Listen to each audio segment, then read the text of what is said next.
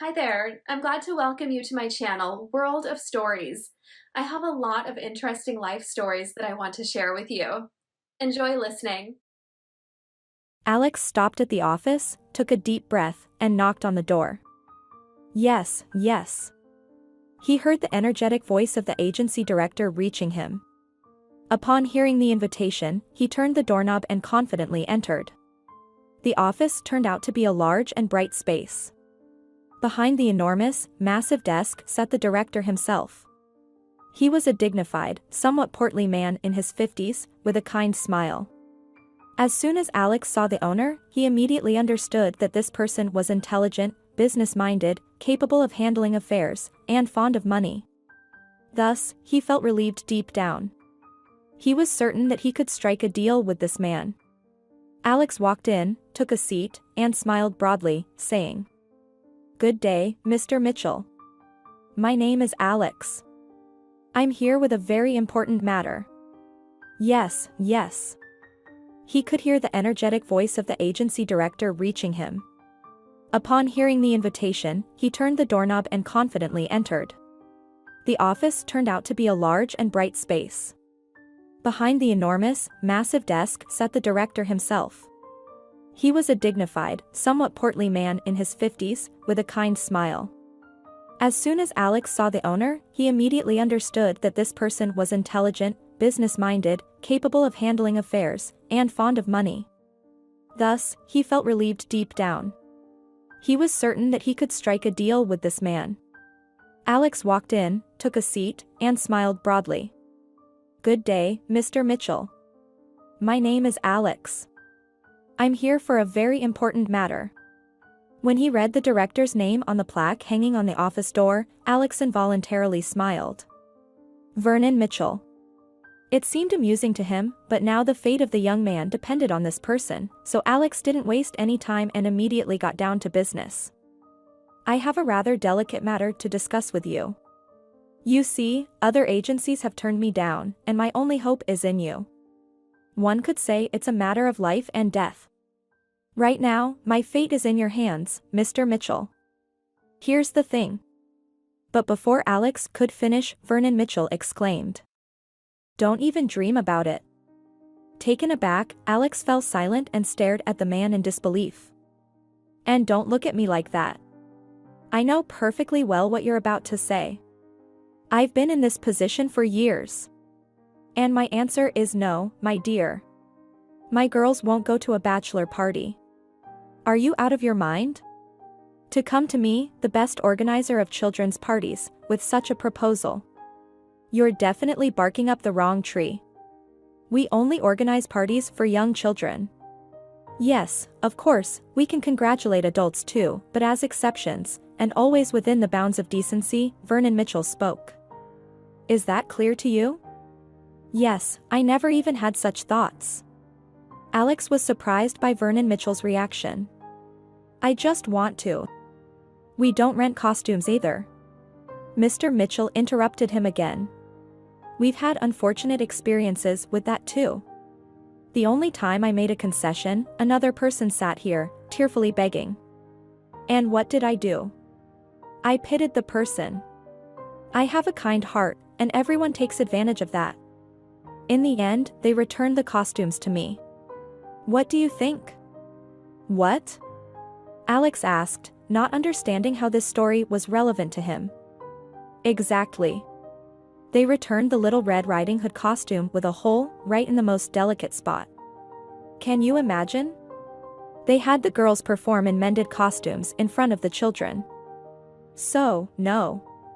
Young man, goodbye. I can't help you with anything." And the man pretended to study very important documents. "Mr. Mitchell. Wait a minute." Alex was outraged. "At least listen to me.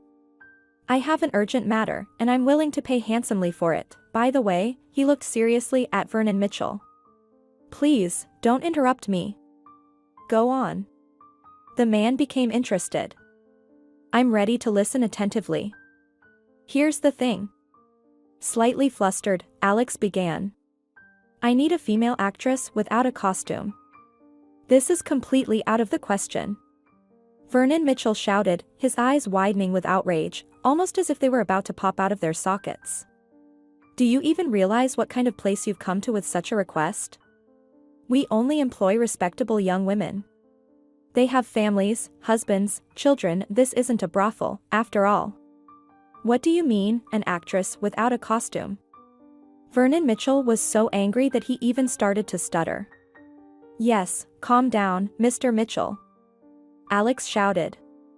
You've misunderstood me again. Let me finish. I don't need a naked girl, but she shouldn't be dressed as a piano or a violin either. Yes, we don't have such costumes. Vernon Mitchell muttered to himself. What kind of costumes? Well, you understand, right? Violin costumes. Yes, exactly. And that's fine. I want your actress to play the role of my fiancé. Alex finally managed to explain his request. I don't understand. Why? What happened to your fiancé? It was clear that Vernon Mitchell was becoming genuinely interested. Well, nothing.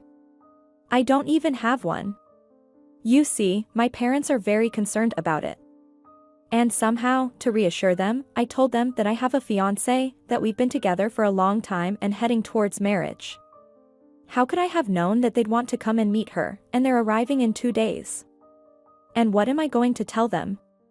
That I don't actually have a fiancé, that I've been lying all along. So, I want to take a girl, sort of rent her. Alex was speaking and he himself understood how absurd it all sounded. Well, maybe you could ask some female friends? Maybe someone from work? The director asked sympathetically. No, I can't. I don't have any female acquaintances. Well, said Vernon Mitchell. Oh, the modern youth. But still, I can't help you. I'm sorry, and all the best to you. Of course, Vernon Mitchell loved money very much and would have been happy to earn some extra, especially around Christmas time. But he was afraid that this young man could be bribed by competitors who wanted to tarnish the reputation of his excellent agency. Mr. Mitchell looked at the visitor again, who continued to sit on the chair and gaze at him imploringly, and he repeated firmly, not open to objections. I'd really like to help you, but I can't. I'm sorry, and all the best to you. Alex sighed and lowered his head as he left the office, lost in his thoughts. In 2 days, his parents would be in his apartment eagerly awaiting a meeting with his fiancée, but he had neither a fiancée nor even a familiar girl. He walked down the corridor, pondering how to find a way out of this complicated situation. Suddenly, a door swung open in one of the rooms, and if Alex hadn't moved aside, it would have hit him on the forehead. A charming, petite girl emerged from the room. She was in a hurry, seemingly unaware of anyone in front of her. The young man said with dissatisfaction. You should pay more attention, you know. The girl removed her phone from her ear and whispered. For heaven's sake, I'm sorry. Then she returned to her conversation. How is this possible? You're a taxi. What do you mean there are no available cars? Let me pay double the fare. I urgently need to leave. Do you understand or not? Urgently. Very urgently. No, I can't wait half an hour. She listened to the person on the other end for a few more seconds, looked at her phone, and muttered in annoyance. And what am I supposed to do if you don't have any cars? What kind of day is this? Everything is turning upside down. During all this time, Alex stood nearby and listened to the conversation. Suddenly, he suggested. How about I give you a ride? Do you have far to go? He didn't manage to finish his sentence because the stranger grabbed his hand and pulled him towards the exit of the building. You're like a godsend. Please, young man, give me a ride. I'll pay you. I'm in a hurry. Alex didn't resist, he just sat on the porch. Wait a moment. First, let go of my hand, I need to get my keys. And secondly, where do you need to go? Is it far? Not at all. I need to go to West Pleasant Street. It's just a stone's throw away from the bus stop. Maybe you know where that is? That's where I need to go. Alex was surprised. The stranger seemed too young to have children. Maybe a nephew? Why do you need to go to a nursery? The young man asked. She looked at him with a surprised expression but answered. They called me from the daycare center. My son Herman got into something again. I have to run over there and sort things out, she said. By the way, I'm Wendy, she suddenly introduced herself. I'm Alex. Nice to meet you. Without taking his eyes off the road, the young man replied. Oh, Alex. There's the daycare center, stop. Wendy yelled so loudly and unexpectedly that Alex slammed on the brakes. Wendy. What are you doing? We could have had an accident, he shook his head. Sorry. It's the nerves. She said. Every day brings new problems. You understand? Well, what about your husband? Doesn't he help you at all? Oh, I don't have a husband. Wendy sighed deeply and got out of the car. Thanks. You saved me. How much do I owe you? Oh, it's nothing. Don't worry, Alex hesitated mid-sentence, seeing that his passenger was already running towards the daycare center's doors. Therefore, he clearly wasn't heard. Alex was surprised by how skillfully she ran on high heels on the icy sidewalk, maneuvering around pedestrians. Alex started the car and was about to drive away when his phone suddenly rang. It was a call from work, so he spent a long time explaining to his colleague where to find the necessary documents. Then he spent an equal amount of time figuring out why those papers were needed in the first place. During the conversation, it became clear that those documents were not needed at all, and different ones were in the manager's office. Finally, Alex ended the call, tossed the phone onto the passenger seat, and was about to drive away. However, this time he noticed Wendy. She was holding a young boy by the hand who was resisting with all his might. Alex didn't realize how he opened the door and shouted. Wendy, hurry up. I'll give you a lift.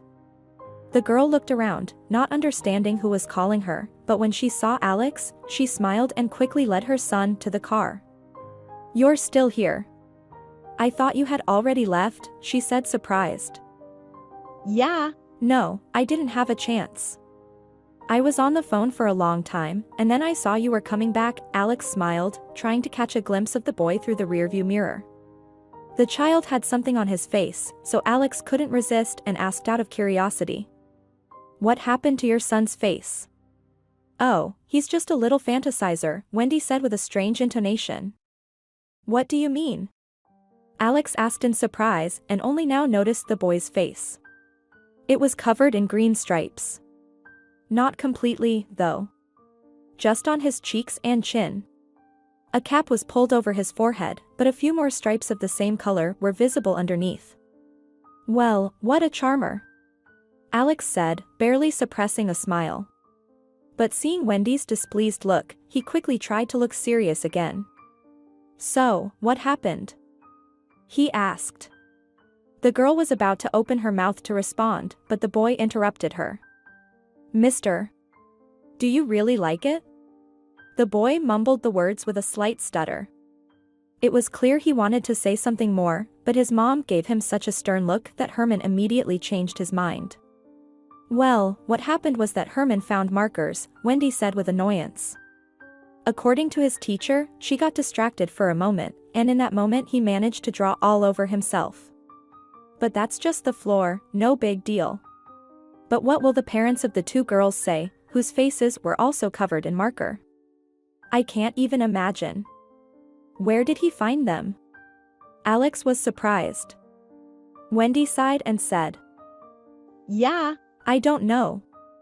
All I know is that the markers are alcohol-based, and it will be quite difficult to clean up all this mess, and it's the day before the school performance. Snowflakes with combat green coloring, Wendy said and involuntarily smiled. Herman, seeing his mom brighten up and smile, hugged her around the neck and said. Don't worry, Mom. They'll be the most beautiful moms. It's a Christmas tree costume after all. Look at me, he moved away from his mother so that she could see his masterpiece better. See, the green ones are the tree branches, And the toys, Deborah didn't get to finish drawing them on me, but I drew them all myself. The branches and the ornaments.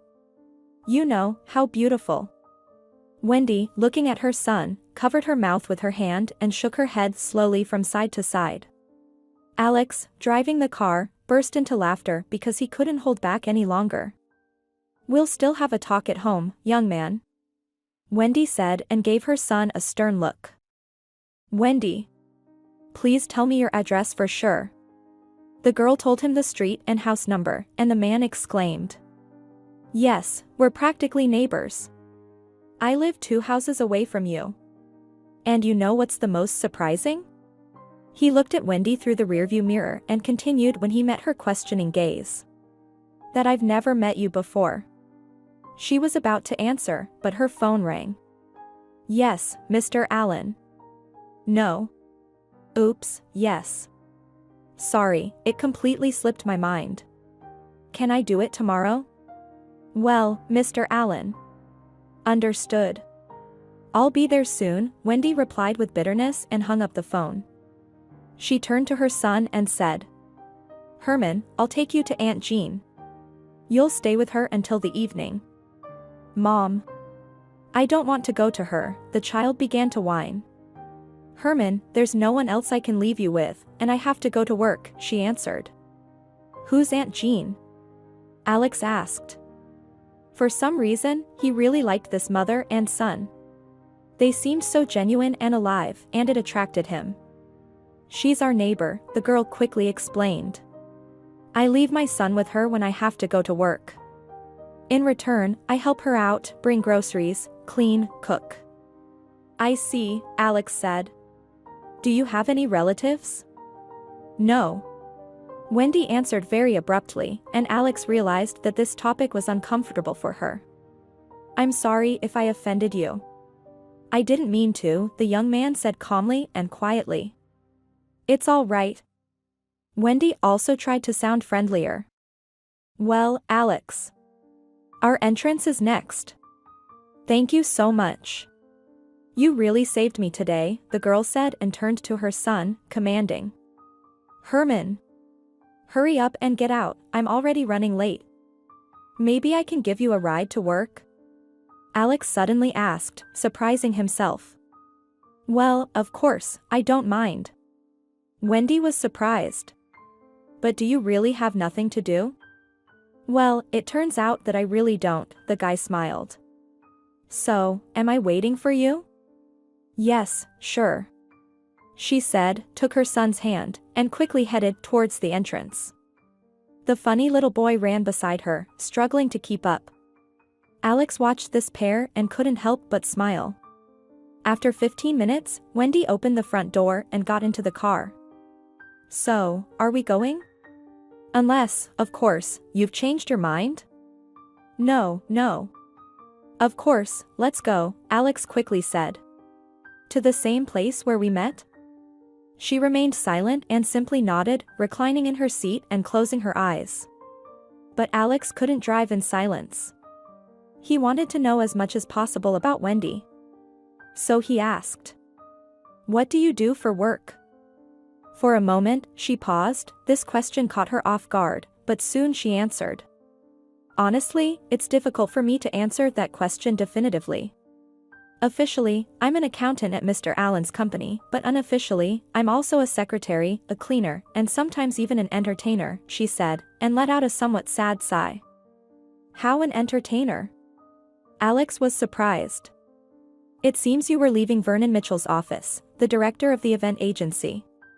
So, my boss, Mr. Allen, and Mr. Mitchell are childhood friends, Wendy explained, paused briefly, and then continued. Sometimes, when Vernon Mitchell has issues with entertainers, my boss lends me out. So, I entertain kids in different costumes. She paused again for a moment. What did you do at Vernon Mitchell's office? Were you planning to book an event? Honestly, I don't recommend using his services. His girls aren't very reliable. They might drink, skip work, or even steal something. Well, no. We didn't reach an agreement. I had a rather delicate request for him, the guy said. What was it? If it's not a secret, of course, Wendy looked at Alex with surprise and added, as if apologizing for her curiosity. Please don't misunderstand me. It's just that knowing the level of greed this man has, I'm very curious what you offered him that even that miser refused, and she burst into laughter. It's just that we all know that Vernon Mitchell is ready to do anything for money. You see? I wanted to rent a bride, Alex tried to answer as casually as possible, but in his view, he wasn't successful. What do you mean, rent a bride? Why? Wendy didn't even try to hide her astonishment. Yeah, it's simple. My parents think I have a fiancé, they're coming to meet her in 2 days. But in reality, I don't have one. Well, just tell them that you don't have a fiancé, why complicate things? The girl asked. Alex pondered. He didn't understand how to explain to his new acquaintance that his parents love him very much and are incredibly worried that he's still single. The thing is, if my mom finds out I don't have a fiancé, she'll start trying to set me up with her best friend's daughter again. But this girl, how should I put it, is not my type. Alex sighed deeply and remembered Zara, whom his mom keeps trying to match him with at every opportunity. Yeah, it's a mess, Wendy said, trying to hold back her laughter. The new acquaintance seemed serious, decisive, and masculine to the girl. So, this situation seemed funny to her and even somewhat childish. How could someone so strong not explain to his mom that he's not ready to start a family yet? Wendy. Seriously, it's not funny at all. Alex said, slightly offended. You just don't know my mom. Well, yes, Wendy said. By the way, did you offer Vernon Mitchell money? He clings to every penny. Yes, of course, Alex replied and briefly told Wendy about his conversation with the agency director. Okay, Wendy pondered for a moment. Please tell me, what will your fake bride have to do? Your mom won't be checking how serious your relationship is, right? I mean, there won't be any intimacy during the meeting, right? The girl asked, trying not to laugh. Well, obviously not. We won't even have to spend the night together. My mom thinks Jacqueline and I aren't living together yet. With who? Jacqueline? Wendy didn't understand. Yeah, that's right. That's the name we came up with for my imaginary bride. I see, she replied, paused for a moment, and said. Listen, leave me your phone number. You helped me out today, so I'll try to do the same. I'll talk to my friend, but I can't promise anything. We'll talk tonight. Deal? Wendy, I'd be really grateful. You'd be a lifesaver. Alex was happy because he had almost given up on resolving this situation. He dictated his number, Wendy wrote it down, and hastily leaving the car, she headed toward the building. And Alex decided to go shopping and buy gifts for his parents. Several hours later, Wendy was practically begging her friend Bella to help her new acquaintance. Come on, Bella. Agree. Don't you need money? Plus, the guy is really cool, calm, and he even has a great car. Wendy. Well, if this guy is so great, why don't you go yourself? Play the role of the bride. And you'll even earn some money. I think it won't hurt you and Herman, will it? Yeah. No. Wendy replied. In reality, she really wanted to play the role of Alex's bride. Although she didn't quite understand why, she was scared. Probably because she actually liked the guy. So why not? Her friend persisted. Well, I can't, Bella. Besides, I can't leave Herman with anyone else, Wendy fibbed. Just imagine if I show up at the meeting with a kid. Alex's parents won't be thrilled that their future daughter-in-law already has a son. How about you go? You're beautiful. He's handsome. Maybe something will work out. Wendy. No, I can't. We only made up with Buddy yesterday. Wendy sighed. She knew Bella loved her boyfriend, but they were constantly arguing and making up. If they were currently in a reconciliation phase, convincing her friend would be nearly impossible. She gave in. Okay. It's a pity, of course, Wendy quickly said, hearing Bella's angry snort on the phone. I'm really glad you and Buddy made up. I just wanted to help this guy. I thought you'd agree. Well, what's the problem then? Help him yourself. Bella almost yelled. I told you, I can't. Wendy. Come up with a better excuse. Take Herman to the neighbors or something and quickly go to your Alex, Bella said sternly. First of all, he's not mine. And secondly, Mrs. Edwards can't watch over Herman, she's busy, Wendy blatantly lied. I wonder, what urgent matters could this old lady have? Bella didn't like her friend's neighbor, so she said those words with a hint of malice. Bella. Well, how would I know? She doesn't report to me. If she says she can't, then she can't, Wendy snapped. Fine. So, when are you supposed to start pretending to be the bride? In 2 days? Bella quickly asked. Listen. Well, you're lucky. Buddy and I have a day off, just right for that. We'll take him to our place. Besides, Herman likes my buddy, and the boy definitely needs some interaction with men. This statement almost brought Wendy to tears. Lately, she had been hearing that her son really needed male companionship.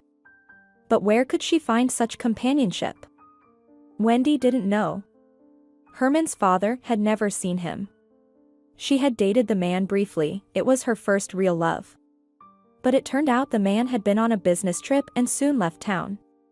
When Wendy found out she was pregnant, she tried to find him, but couldn't. Later, Bella found his social media profile. But it turned out he had a long-term girlfriend with whom he was in a relationship, and his affair with Wendy had been short-lived. She decided to forget about the man, but Bella persuaded her to write to him and tell him about the pregnancy. She mustered the courage, but he didn't reply immediately, nor after a day, nor even after a month. Wendy understood everything and stopped bothering him. She resolved to raise her son on her own. Of course, doctors and her friend had asked her opinion about abortion. But Wendy was determined that she would give birth. Then Bella said, You know, I was pretty sure you wouldn't get an abortion, but I had to ask. Don't worry, I'll help you. After all, you're the closest person to me, she added in a quiet voice. Wendy and Bella had been best friends since kindergarten. They constantly visited each other, then went to school together, and their lives took a dark turn. First, Bella's dad was found in an alley with a head injury, but it didn't seem like a simple robbery since his money, engagement ring, and good watch were still there. The police had numerous theories about what happened, but Bella's mom didn't believe any of them. She was so devastated by grief that she lost track of time and reality. The woman completely stopped paying attention to her daughter, and Wendy's parents felt really sorry for the girl. Wendy. If Bella wants to, let her stay the night at our place, Mrs. Coleman, Wendy's mom, said in a caring voice. Just tell her to let her mom know. Mommy, you're the best. Wendy exclaimed, hugging her mom. When Wendy told Bella that she could stay overnight at her place, Bella was very happy. She couldn't stand being around her mom all the time, who was increasingly relying on alcohol. She would get drunk and start blaming everyone for her husband's death. And the worst part was that she would hurl hurtful things at Bella. It would have been better if Henry were alive and you weren't. Her mother yelled in tears. Mom. Why would you say something like that? Bella tried to object in some way, but her mother quickly interrupted her and continued to shout at her, hurling new accusations. Bella loved her mom and felt sorry for her. She missed her fun-loving father and their happy, close-knit family. She didn't want to believe that their old life was over. Bella was deeply affected by the loss of her father, and her mother offered no support. So, Wendy's parents' offer effectively saved her. Thanks to Wendy's parents, Bella could continue living, but she always hoped that her beloved, kind mother would return to her old self. This made her rush home after school every day to check on her mom and tell her about her day. But with each passing day, her mother's condition deteriorated, sinking lower and lower. She wasn't interested in what was happening in her daughter's life. So, Bella's heart was breaking. Despite this, Bella excelled in her studies, achieved success at school, and was simply an excellent, kind girl. Everyone at school knew that her mom was constantly drinking, and she was living with her friends' parents, but no one interfered in her life. Wendy's parents provided for her, bought everything she needed, and even contributed money for school expenses. Bella understood that without them, she would have ended up in a children's home for sure. She was grateful for the support and care of essentially strangers to her. So, the girl tried to please them in any way she could. Bella always helped around the house, cooked, cleaned, and did whatever they asked. "Bella, you must be tired, right?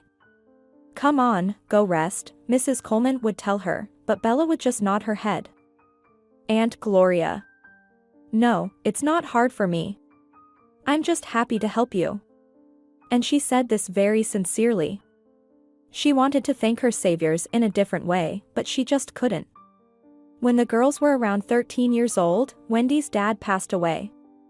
He was a young man, 42 years old, who just didn't wake up one morning. He had a heart attack. In that moment, Bella was terribly worried about Wendy's mom.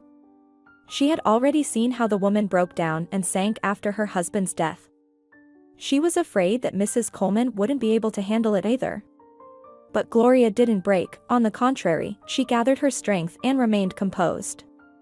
At her husband's funeral, Mrs. Coleman didn't cry. Instead, she pretended to be calm, so as not to scare the girls and not to show them all her despair and pain. Then she distanced herself from Wendy and Bella, and started disappearing at work all the time. Bella took on all the household responsibilities. She cooked, did the laundry, and cleaned. The girl almost stopped visiting her own mother, because she had reached rock bottom and turned their apartment into a den, constantly filled with unfamiliar people to Bella. It was difficult for Wendy to accept her father's death. She became withdrawn, cried often, and read a lot. Of course, she had always loved books, but now they became her constant companions. Books helped her distance herself from everything and transport herself to a magical world where there was no hurt or pain. She lived other people's lives alongside the characters in novels to forget about her own loss. Others couldn't understand how two such different girls could be friends. Wendy was a romantic at heart, completely unadapted to life. Bella, on the other hand, was a simple girl who, at 13, had already encountered many problems and successfully overcome them. But fate is a strange thing, and it bound them together tightly for many years. The girls' lives continued. They finished the 9th grade. Bella went to study hairdressing, and Wendy wanted to attend university. However, she decided to enroll in the same college as her friend, but in the accounting program. After all, Wendy only had Bella as a friend in class, and she didn't interact with anyone else. When the girls started college, Bella quickly made new friends. She was cheerful and liked by everyone, while Wendy struggled to connect with her classmates.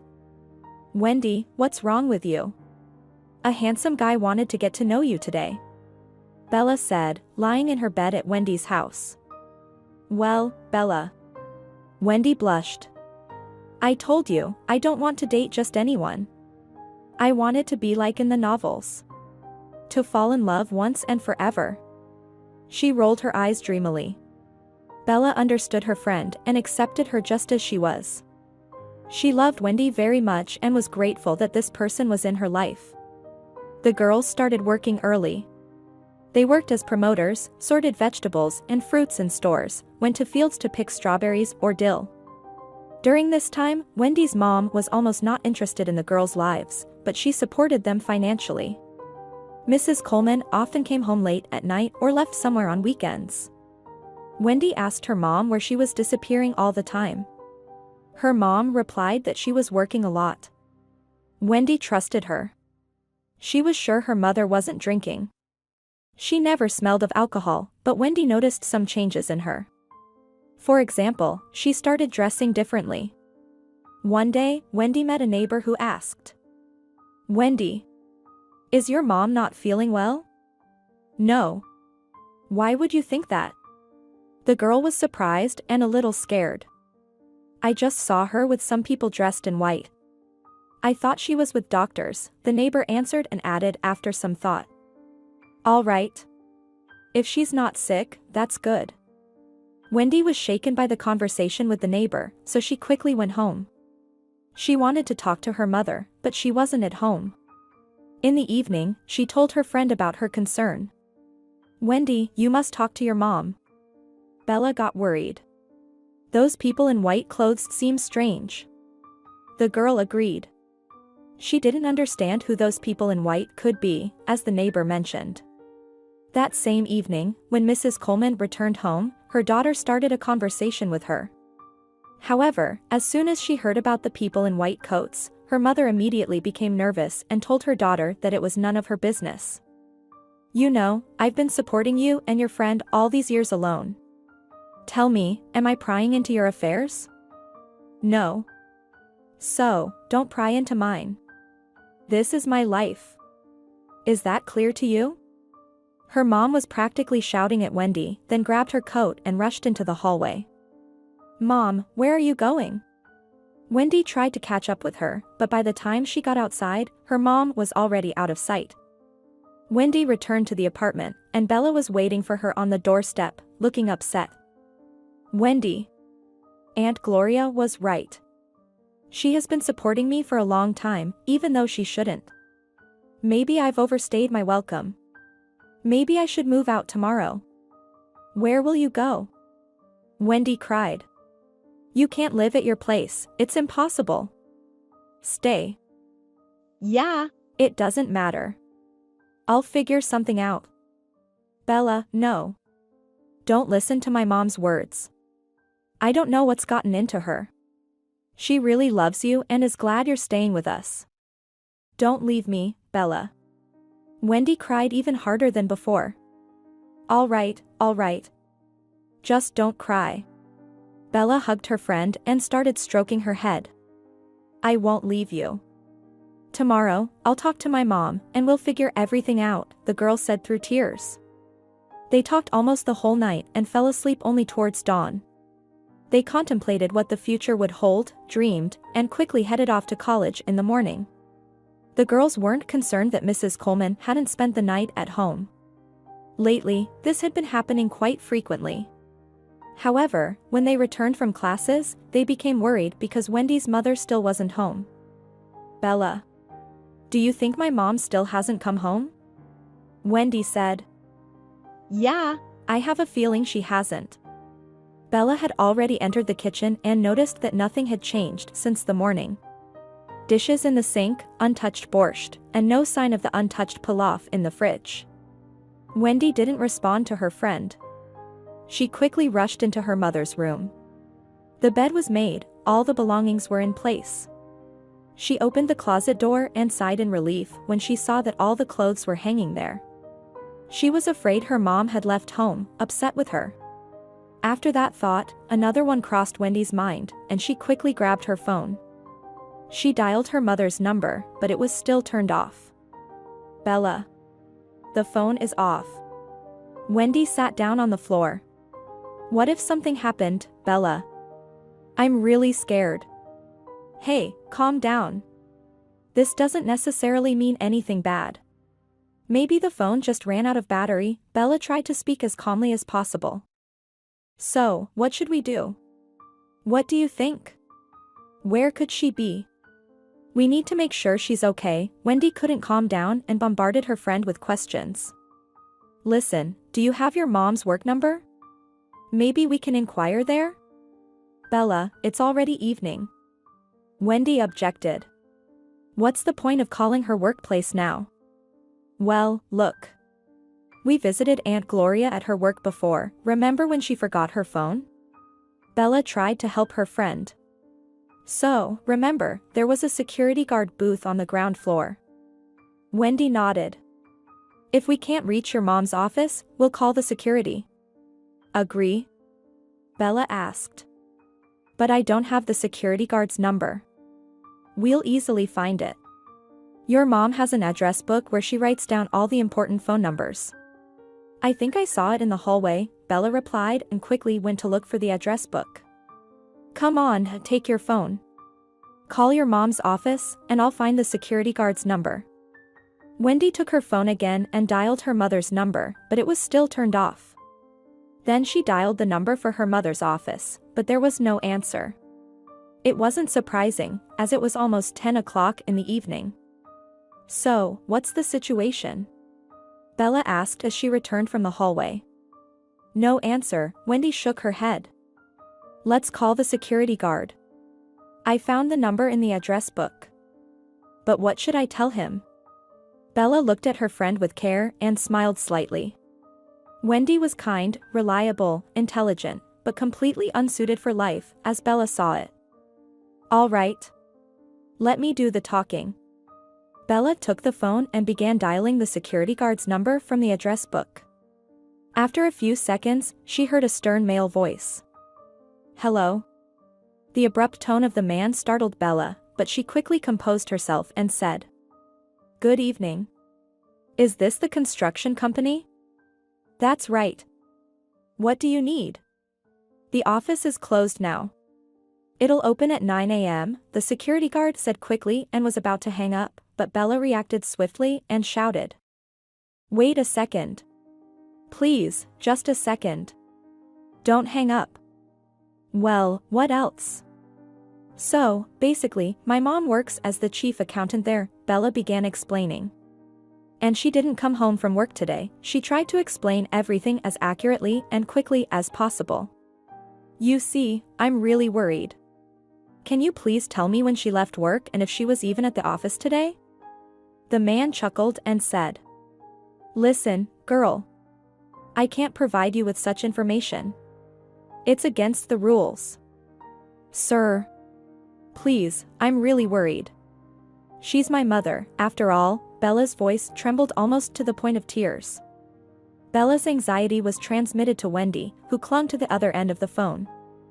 "All right, tell me your mother's last name, first name, patronymic, and her position." The man on the other end of the line softened his tone.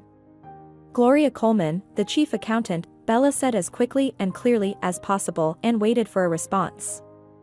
The sound of rustling papers reached her ears. It seemed like the man was flipping through a journal and repeating something to himself. "All right. Coleman, Coleman," suddenly said the security guard, shifting from a formal tone to a more informal one. "You seem to have confused me. There's no Coleman working here, and the chief accountant goes by a different name." "What?" The girl was surprised. "Please check again. Are you sure you looked carefully?" For some reason, her words seemed to anger the man, and he angrily said, "Why are you giving me attitude? I actually wanted to help you, and you." "All right," he continued. "I think I get it now. Someone sent you to play a prank on me, or Mr. Simmons decided to test me? Come on, confess." Then the man began to swear and shout obscenities loudly. Bella got scared and hung up the phone. The girls sat in silence, looking at each other.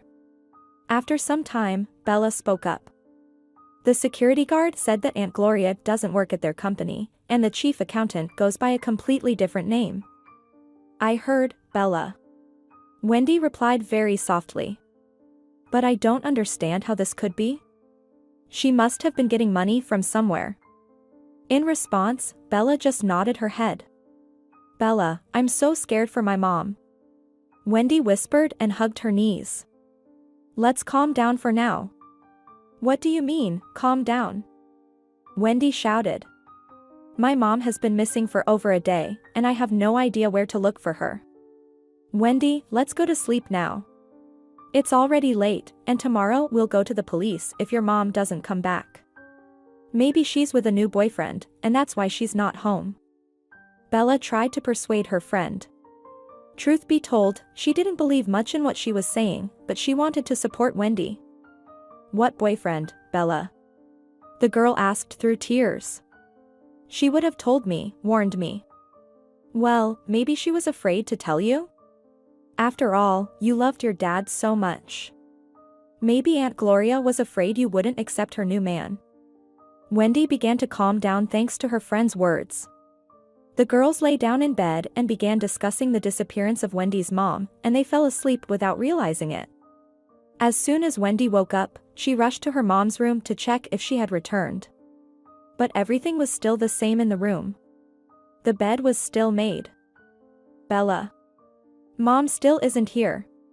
Let's go to the police, Wendy said, disappointed. Yeah. Sure. What else can we do? Her friend replied immediately. The girls started putting on their jackets, but suddenly Wendy's phone rang. She took it with trembling hands and saw that the screen displayed Mom. It's my mom. Wendy said with concern. Well, answer it quickly. Bella urged.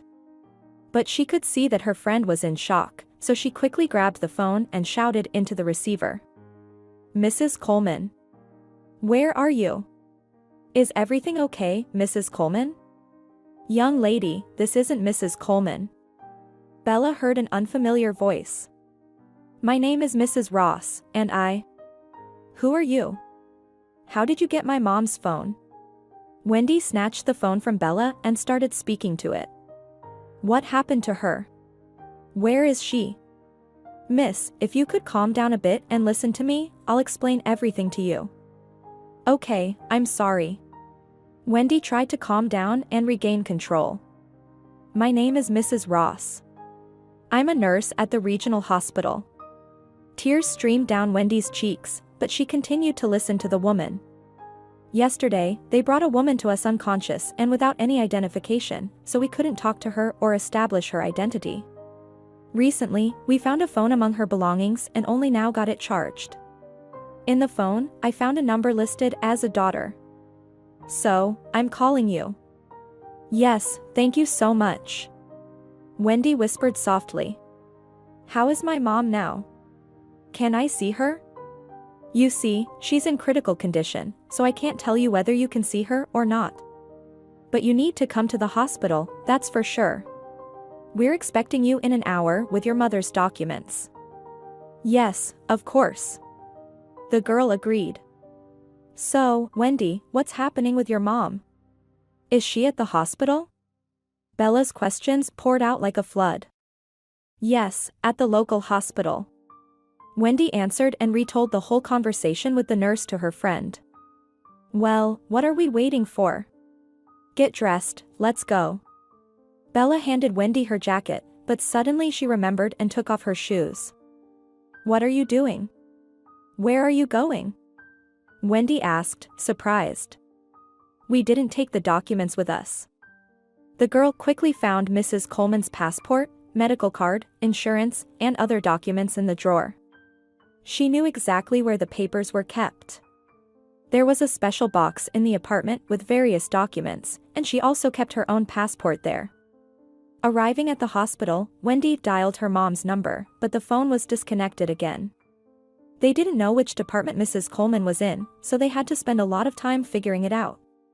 When they finally found out, it was already late. Wendy's mother had passed away without regaining consciousness. Upon hearing this news, Wendy froze. She couldn't scream or cry, she just sat there and stared blankly. Bella didn't know how to support her friend. What could she say? How could she find the right words? And what could she say to instill hope in someone who had lost their closest and dearest soul? She simply sat down beside her friend and hugged her shoulders. After a while, the girls learned that Wendy's mom had thrown herself under a truck, trying to end her life. The driver reacted quickly and managed to swerve, but still grazed Mrs. Coleman, sending her flying into a barrier.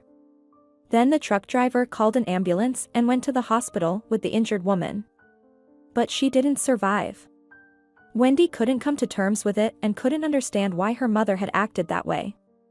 Neighbors whispered behind Wendy's back. Some said that Mrs. Coleman was part of a cult. Some said she went crazy after losing her husband. When Wendy's mom died, a difficult period began for her. She wasn't afraid of going to a children's home since she was about to turn 18 soon, but she couldn't get used to living without her mother.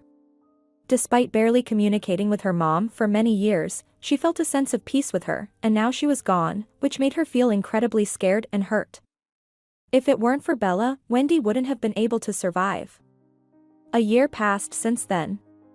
With time, Wendy accepted the situation and found some peace. She worked in her field, gaining experience, even though her salary was small. Bella got a boyfriend named Buddy, and they started renting an apartment together. As she packed her suitcases, they both cried, and Bella said to Wendy, "Wendy, if anything happens, just call me. Okay?" "Okay," Wendy nodded, wiping away tears. She really didn't want to be alone, but she also couldn't keep her friend by her side forever. Soon, Wendy also met a boyfriend and fell head over heels for him.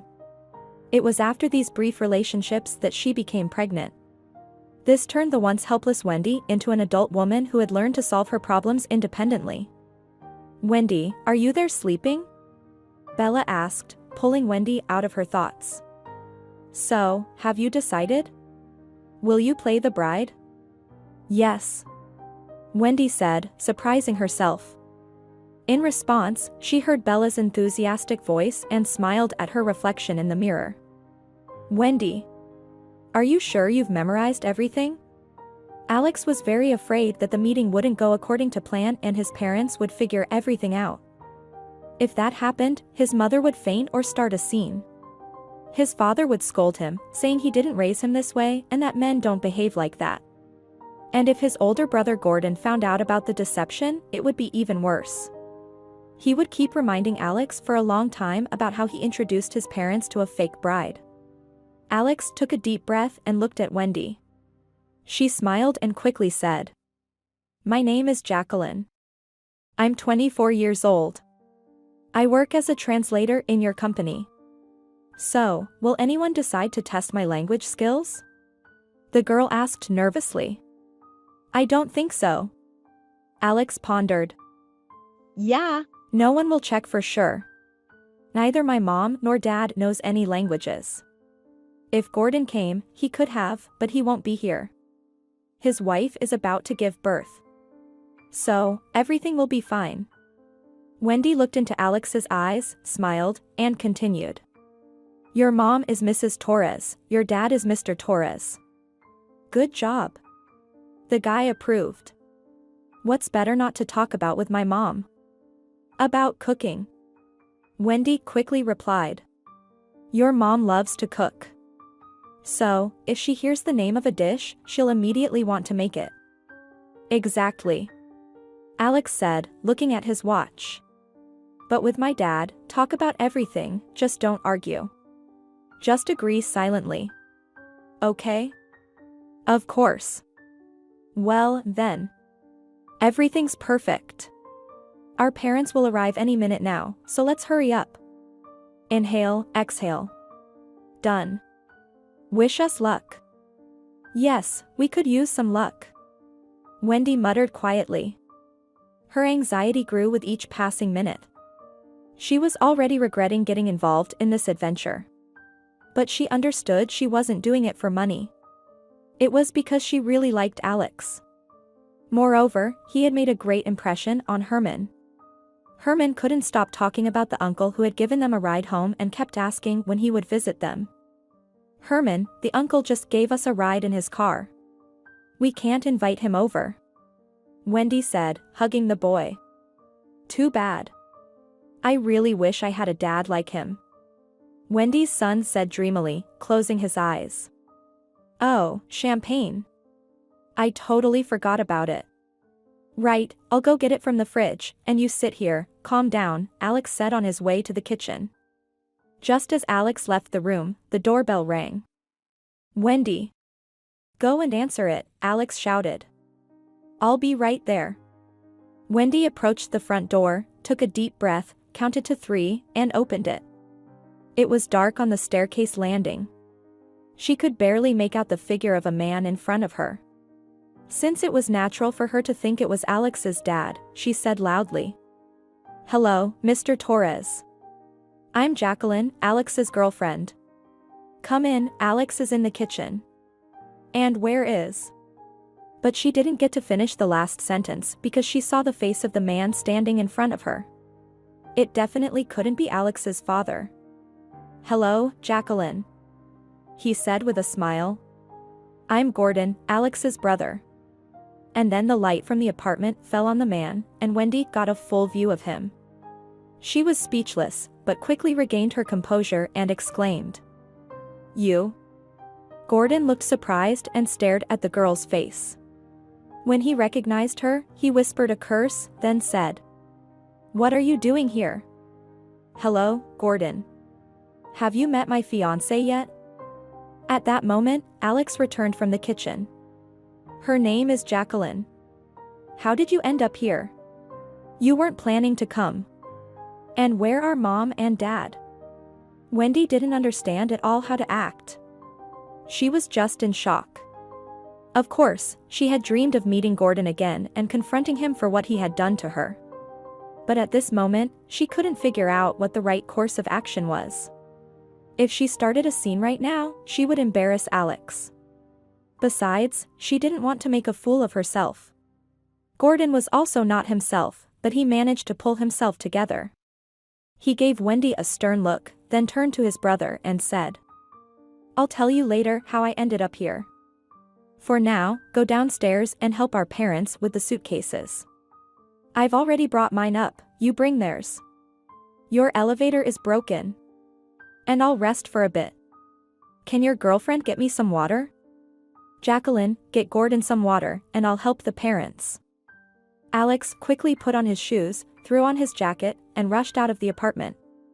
Wendy looked up at Gordon, collected her thoughts, sighed, and was about to start a conversation when she was suddenly pressed against the wall and he began to whisper fiercely into her ear. "Listen. I don't understand what you want and what your plans are. How did you manage to gain my brother's trust, but I won't let you deceive him." "Yes, Wendy got scared. She hadn't expected such a reaction, so she didn't know how to respond. Just what? What do you want from me? How did you even find out that Alex is my brother? What have you decided?" He didn't get to finish his thought because he heard footsteps and voices behind the door. Gordon stepped away from Wendy just as the door swung open. But she couldn't move from shock and simply stood there, pressed against the wall. "Why are you still at the door?" Alex asked, surprised. "I thought you were already sitting at the table." "Jacqueline, what's wrong with you? Are you scared of Gordon?" "Don't worry, he may look tough at first glance," Alex tried to joke, attempting to pry the girl off the wall. "Yes, everything's fine, Alex." Gordon chimed in cheerfully. "We were just chatting. Jacqueline was telling us how you two met." "Hello, Jacqueline. And will you tell me how you met Alex?" Mrs. Torres intervened. Alex's mother was already relaxed and undressed. She took Wendy's arm and led her to the dining room. Wendy was very flustered but tried not to show it, answering all of Mrs. Torres's questions. Alex couldn't understand what was happening with Wendy, but he couldn't dwell on it. His father and brother started pouring him with news and stories right from the doorway. When everyone sat down at the table, Alex tried to ask Wendy what had happened. He whispered while no one was looking. "Wendy. What's wrong with you? Did something happen?" "Yes, everything's fine." The girl forced herself to smile. The atmosphere at the table began to ease up. Mr. Torres made a lot of jokes, and Wendy laughed at them while answering Mrs. Torres's numerous questions. It seemed like Wendy had calmed down, but she tried not to look at Gordon. However, he kept trying to provoke her, asking stupid and sometimes offensive questions. She ignored his attempts, but Alex was getting really angry. "Gordon. I don't understand what's wrong. Why do you keep picking on Jacqueline? Honestly, I'd think you actually liked her. If you didn't have a pregnant wife." Alex said, unable to hold back. "Well, why not? Maybe I do like her." Gordon smirked. Everyone fell silent, and an awkward pause hung in the air. Mrs. Torres decided to lighten the mood and started telling interesting and funny stories from Alex's life. "Imagine, Jacqueline," Alex's mother said calmly. "When Alex was very little, he—" "Oh, Mom," Gordon said casually, cutting his astonished mother off. "You'll have plenty of time to tell stories about Alex later. Let's get to know more about Jacqueline. Shall we? After all, we know nothing about her. Tell us, Jacqueline, he pronounced her name with special emphasis. Why do you need Alex? What's so special about him? And we're all curious. Have you been married? Maybe you have kids? This statement was the last straw for Wendy. She could tolerate a lot, but not this. Gordon's taunts about her having children were too much. Her emotions reached their limit. Wendy stood up from the table and rushed into the hallway. She quickly put on her jacket and struggled to zip it up, tears of despair streaming down her face. Idiot. Alex's voice reached her, and almost immediately he appeared in front of her. Wendy, don't go. Gordon's just had too much to drink. He's spewing nonsense. Alex said quietly. Stay. But she was crying. She didn't want Alex to see her like this. She didn't want to tell him what had happened. Alex understood everything. He came close to Wendy, touched her cheek, and wiped away her tears. Then he gently lifted her chin and looked her in the eyes. She didn't resist. She raised her head and also looked into Alex's eyes. Unable to hold back, he softly kissed her on the lips. It was a completely innocent kiss, but it stirred up a whirlwind of emotions in her. It seemed to release all the built-up tension, allowing Wendy to forget about everything and calm down. All that remained was a sense of lightness and the feeling of flying. Alex stepped back, but he was still too close. So, she could feel his warm breath. Goosebumps ran down her body because of it. Please, don't go. Alex said quietly in a hoarse voice, with a hint of questioning. Alex, I'd better leave. Wendy tried to regain her composure faster and give her voice more confidence. Apologize to your parents for me. Tell them I wasn't feeling well. You have good parents. I don't want to upset them, especially since I've already played my part. It's time for me to go. Goodbye. Wendy was afraid of changing her mind, so she quickly turned around and walked into the hallway, but suddenly Alex said. No, I won't let you go alone. Wait. I'll warn my parents and escort you. She didn't argue and leaned against the wall in the hallway, waiting for Alex. Through the open door, she could hear Alex talking to his parents. She heard his mother's voice, which was arguing and speaking with a slightly annoyed tone. Okay, we can go, Alex said, stepping into the hallway. He was already dressed. Yes, let's go. The guy and the girl left the building in silence, but Alex wanted to know what had really happened, so he tried to start a conversation. If you want, we can call a taxi. He asked.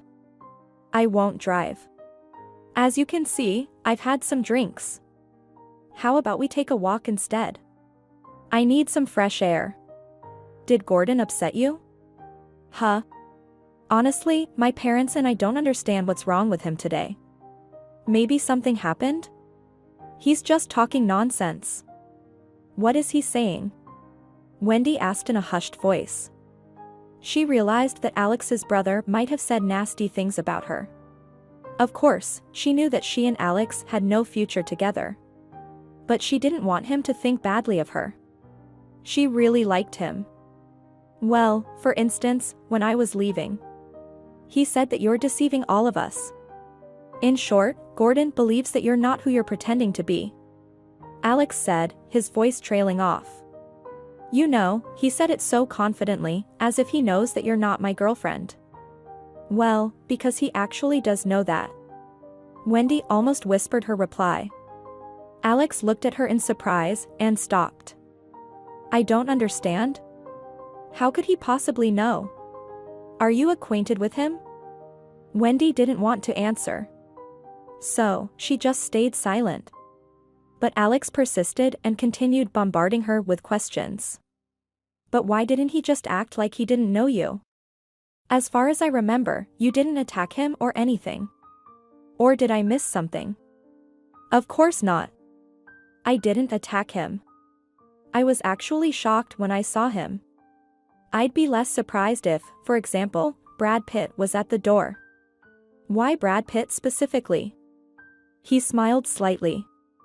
Well, I just like Brad Pitt, and his name came to mind first, Wendy quickly explained.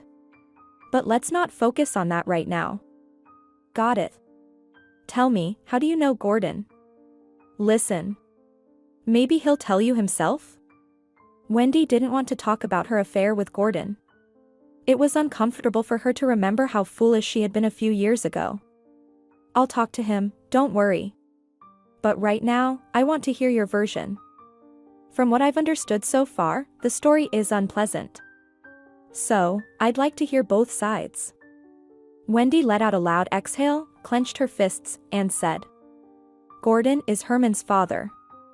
What? Alex exclaimed loudly. An elderly woman passing by with her dog on a leash even jumped in fear, and she loudly said, Aren't you ashamed, young man? You shouldn't behave like this. I'm sorry. Alex replied sharply. He wasn't in the mood for niceties. He wanted to know the details. Silence hung in the air. Alex stared at Wendy intently, and the old lady who had been frightened by the boy's shout started to approach them. She was curious about what they were discussing. Wendy noticed this and gave the woman a withering glance. The grandmother looked displeased, scooped up her dog, and carried it away. I told you that our story of meeting Gordon isn't a pleasant one.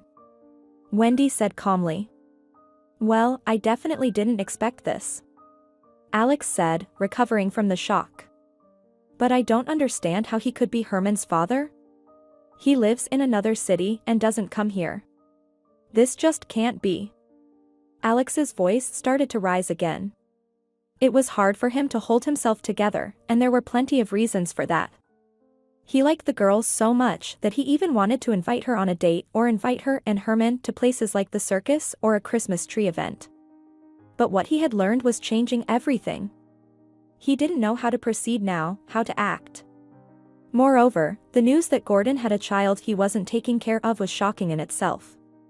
Gordon had always been an example and an authority figure for Alex, but such an act greatly diminished Gordon in Alex's eyes. Alex had always wanted to measure up to his older brother. Gordon was cheerful, had an athletic build, and had high ambitions. But abandoning his own child undermined Gordon's authority completely. Alex simply couldn't believe it. You didn't tell how you got to know each other? He reminded her. He was afraid Wendy would go home now, and he wouldn't learn anything. I practically stumbled at his feet, the girl said calmly. Well, tell me more. They were almost at Wendy's home, and Alex was starting to realize that she was just stalling and didn't want to reveal anything. However, Alex couldn't just let her go like that. My friend Bella invited me on a double date. Her boyfriend Buddy was supposed to bring his friend along, the girl began her story. She had been wanting to introduce me to someone for a while, but I kept refusing. That day, I finally gave in. We went to a club. This guy at the club had had too much to drink and started bothering me, and then he dragged me into the restroom. Well, you can guess what for. What a jerk. Alex muttered through his teeth, he was incredibly angry. His face twisted with anger as he listened to her story. Yes, I agree with you. Wendy didn't see Alex's face because it was already dark outside, so she didn't notice his state. I told him off right there, and then I decided to leave. Bella wanted to walk me home, but I lied and said I'd call a taxi. I felt like taking a walk. I was wearing terribly uncomfortable high-heeled shoes, so it was very difficult for me to walk, but I almost made it to my building. I was passing by that store over there. Wendy turned and pointed at the store they had passed recently. Alex nodded in understanding. Right next to it, my heel got stuck between the tiles. I twisted my ankle and started falling out of the store, and at that very moment, Gordon was walking out. But of course, I didn't know his name back then. So, he helped me get up and offered to walk me home, Wendy said, and Alex was just silently listening. He walked me home, and we stood there for a long time, chatting near the entrance. Then Gordon suggested getting some coffee, but I didn't invite him up. He walked me home, and we chatted near the entrance for a while. We bought some takeaway coffee and went back to the entrance. We chatted a little more, and then I went home. Later, Gordon called me, invited me on a date. We went to the movies, then to a cafe, and that's how our short romance began, Wendy concluded dryly. They were standing right in front of her house now. She wanted to hurry and hide in the entrance to end this unpleasant conversation. What happened next? Alex persisted. Well, you should ask your brother about that. I think his version will suit you better. Wendy turned to go into the entrance, but Alex firmly grabbed her hand. Please, tell me what happened next. She looked him straight in the eyes. In the light of the street lamp, he saw tears in her eyes. He understood that she didn't want to share anymore, that she wanted to escape, hide and vanish, but he couldn't let her go. It was important for him to know the truth. He tried not to pay attention to the tears rolling down her face in big drops. He repeated his question. Wendy. What happened next? What next? Are you curious about what happened next? The girl shouted and pulled her hand away from the man's grip. And then were the happiest months of my life. Do you understand? I fell in love with Gordon and was ready to do anything for him. I was sure he loved me back, as much as I loved him, but I was wrong. I was such a fool, and he took advantage of that. The girl covered her face with her hands, turned away from Alex, and started crying even harder. The guy stayed silent. He didn't know what to do. He understood that the girl wouldn't go anywhere and would tell him everything, but something else worried him now. He couldn't control his emotions. Alex wanted so much to succumb to the urge and embrace her. This fragile, helpless girl. He didn't just want to hug her, he wanted to hold her tightly and comfort her like a little girl. He would have definitely given in to this urge if the story wasn't about his brother but some unrelated man. Unfortunately, the girl was telling a story about Gordon. So, Alex had to make quite an effort not to embrace her right now. He just hid his hands in his pockets, where he clenched and unclenched his fists. It helped a bit to distract him and calm himself. And after 2 months, Gordon disappeared. Wendy continued her story. Her voice had changed significantly, it sounded flat and distant. Tears were no longer running down her cheeks, her face looked pale and frightened. Do you understand? My beloved man just disappeared. Without saying a word to me, she spoke in a cold voice, filled with pain. I called him all day, all night, and for another day, but he just turned off his phone. I nearly lost my mind then. I was afraid that something had happened to him. I called the police, but they just laughed at me. They said I was just bothering my lover, and that's why he disappeared. But you know what's the worst part? Wendy looked straight into Alex's eyes. That after the police's words, I came to my senses. I began to understand everything. I knew nothing about the guy I'd been seeing for the past 2 months. I didn't even know his last name or where he worked. Alex couldn't believe she was telling this about Gordon. He had no reason not to trust Wendy. He saw how much pain was in her eyes when she told her story. Alex believed her, and he felt disgustingly sick.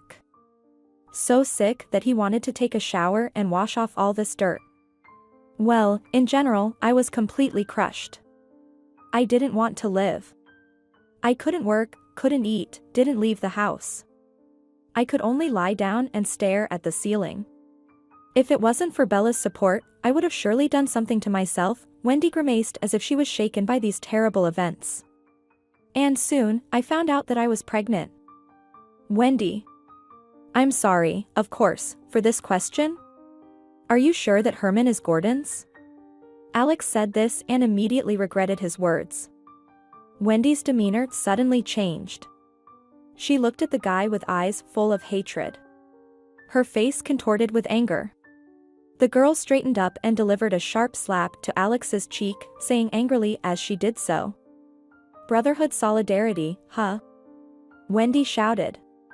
I don't care if you think your little brother is innocent. That's your business. But you asked me to tell you everything, and I did, no matter how hard it was for me. I regret ever meeting you and agreeing to help. Goodbye. She quickly turned around and rushed towards the entrance. Wendy. Wait. Alex yelled. I didn't mean that. I'm sorry.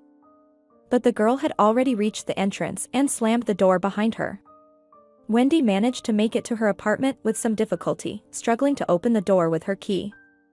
She collapsed on the floor right in the hallway and began to cry loudly, as much as she could. She was in complete despair, and it hurt her so much.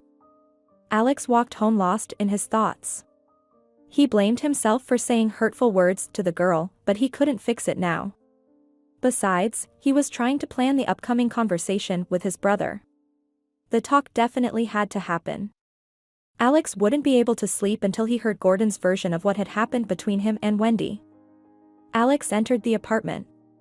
Mrs. Torres had already finished cleaning and doing the dishes. Now she was sitting in her armchair, watching her favorite TV show. Mr. Torres was on the couch, dozing off. Gordon was nowhere to be seen. Well, how's Jacqueline? Is she really upset with Gordon? The worried mother asked. Alex didn't understand who his mom was talking about at first, but then he realized and said, Yes, no, everything's fine. She's just a little sick, but honestly, I'm in shock from my brother's behavior. Yes, son. I don't know what happened to him. He was acting so strangely. I tried to talk to him afterwards, find out what was going on with his behavior, but he didn't tell me anything. Well, he did say something, but your father and I couldn't make sense of it. Okay, Mom. I'll talk to him myself. Get some rest. You're leaving tomorrow, right? Yes, of course, we're leaving. We're taking Gordon's car, and Kimberly is due to give birth soon. He can't be away for long. Mrs. Torres said Kimberly's name with a special tone. She never managed to fully accept her son's wife and love her. Well, she kind of accepted her, but Kimberly was always shy around her mother-in-law and avoided interaction. Alex didn't know what exactly had happened between his mother and Kimberly. He never pried into it. Not his business. So, he didn't bother his mother with questions now. He kissed her on the cheek, covered in a delicate web of wrinkles, and said, All right, Mom. I'll go now. Good night. Alex, please. Just don't fight with Gordon. Remember, he's your brother. Yes, of course. Alex replied and smiled. He didn't suspect that he would soon forget about the brotherly bond with Gordon. Alex entered his room and saw that his brother was already asleep on the bed. He couldn't and didn't want to wait until morning, so he started waking him up. Gordon. Wake up. Alex shook his brother's shoulder. Gordon opened his eyes, tried to focus on Alex, and said, Leave me alone. Let me sleep. No, Gordon. Come on, get up. We need to talk. Yeah. What else do you want to talk about? Gordon groaned, trying to sit up in bed. Can't you figure it out for yourself? About your behavior, your attitude towards my fiancé, Alex replied.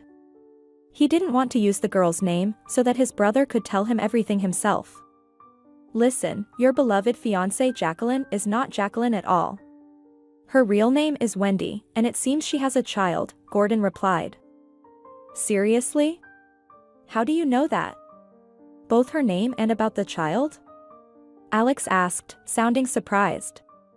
Gordon looked at his brother with a bewildered look. He realized he said too much, but he wanted to protect Alex from being deceived by this girl. However, he didn't want to talk to his brother about this topic at all. Alex. I don't want to go into details. You just have to take my word for it that this girl is not right for you. Seriously. Well, no, Gordon. Alex said. That's not going to cut it. I want to know everything from the very beginning to the end. From the story of how you met to why you left her when she was pregnant. As Alex walked home, he still hoped that Gordon didn't know about Wendy's pregnancy. But now, looking at him, he realized that his brother was fully aware. He couldn't fathom how Gordon could so easily abandon her and not be a part of his own son's life. Well, fine. If you're so eager, I'll tell you, but I have conditions. Gordon smirked. What conditions? Neither our parents nor my wife should know about this. Alex pondered for a moment, then said, "All right. I promise I won't tell anyone." He didn't want to talk about it either. Their parents would be deeply disappointed, and he didn't want to break his brother's family apart. After all, his wife was soon to give birth. "Okay, I'm waiting," Alex said impatiently. "Are you going to stay silent for long? Come on, start talking." Yeah, "Don't rush me. Let me gather my thoughts," Gordon said thoughtfully. "I don't even know where to begin." "Well, tell me. For example, where did you meet? And how did you end up in this city? Can't you figure it out?" Gordon chuckled. "Seriously, you don't remember? You moved here and bought an apartment, and about a month later, I came to this city. Remember? When Kimberly's father opened a branch of the company here and asked me to oversee it." "I remember." Alex nodded. "Okay, we've covered that. Now, let's move on to how you met Wendy." "You know what? I blame you for my meeting Wendy." Gordon smiled. "If it weren't for you, I would have never met her." "I don't understand. What do you mean, I'm to blame?" "Well, yeah, you. It was you who sent me to your apartment late in the evening to check on the renovation progress. That's the day I met Wendy." Alex remembered that his brother had indeed asked him to check his apartment several times when he came to visit. At that time, Alex had just moved to the city, but he had prepared for the move in advance. He found a job, bought an apartment, started renovation, but couldn't finish it. The company's management demanded he come to work, so Alex hired a crew of builders to finish what he had started. He himself stayed in a rented place. Alex was always absent at the office, so he couldn't inspect the work himself. Then Gordon came to the city, and Alex told him he couldn't stay in the apartment due to the ongoing renovations. During Gordon's time in the city, Alex met with him only a few times. But Gordon frequently checked the apartment at his request, keeping an eye on the workers. One day, Alex asked Gordon to check the apartment late in the evening. A neighbor had called him and said something was going on there. Loud music, girls laughing, and the sound of a drill working, that had alarmed the neighbor, so she called Alex just to warn him. Since Alex couldn't leave work, he asked his brother to check the apartment. Apparently, that's when he met Wendy. "Well, do you remember now?" Gordon smiled, observing Alex's reaction. Alex nodded. "Yes, I figured it out.